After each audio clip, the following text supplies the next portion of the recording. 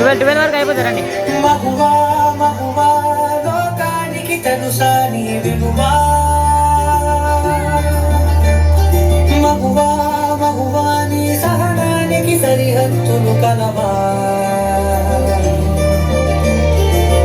అటు ఇటు అన్నింటా నువ్వే జగమంతా, పరుగులు తీస్తావు ఇంట బయట, అనుపని రవ్వంతా అననే అనవంట, వెలుగులు పూస్తావు వెళ్ళేదారంతా.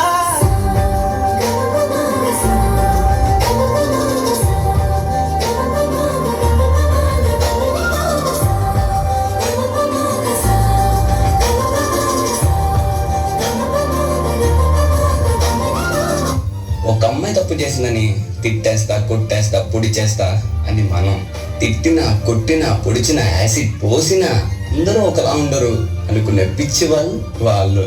అదే మన భార్యని ప్రేమగా చూసుకుంటాం, మన అమ్మని గుండెల్లో పెట్టి చూసుకుంటాం. అలాంటిది మన భూమికే అన్నమైన జన్మ ఆడ జన్మ. ఇంకా వాళ్ళందరినీ ఇంకెంత మర్యాదగా చూసుకోవాలి. వాళ్ళ మౌనం వాళ్ళ చేతగంతం కాదు, మనకిచ్చే రెస్పెక్ట్. వాళ్ళు ఒక్కసారి మనం అనుకోకుండా నేను అనుకుంటే ఇక్కడ మనం ఎవ్వరు ఉండం. ఎందుకంటే మనందరం ఆడవాళ్ళ కడుపులోంచి వచ్చిన వాళ్ళమే.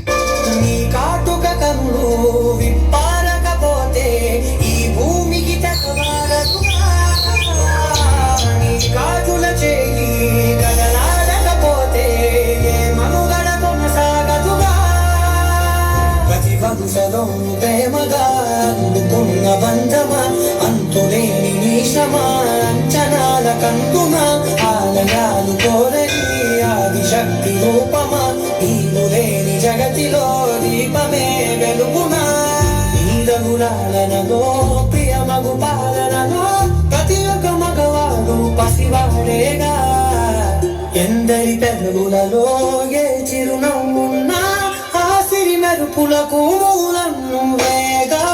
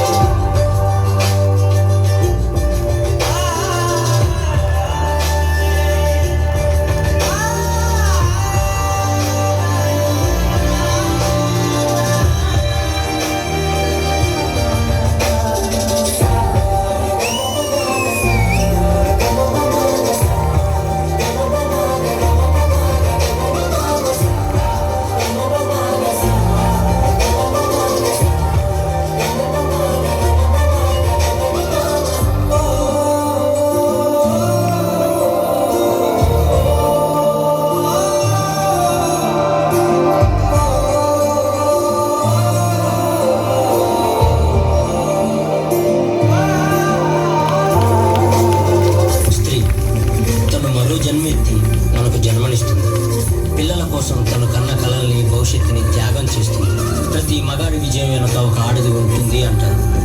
వెనకలేదు, వెనకబడి ఉంది. మనం కింద పడితే అమ్మా అంటాం. అలాంటి స్త్రీని పడేస్తూనే ఉన్నాం, అగాధంలోకి పడేస్తూనే ఉన్నాం. ప్రపంచం ఎన్ని సంఖ్యలు వేసినా తన ప్రపంచంలో తాను స్వేచ్ఛగా ఎగిరే పక్షే స్త్రీ. దయచేసి పంజరంలో బంధించకండి. అవును, మన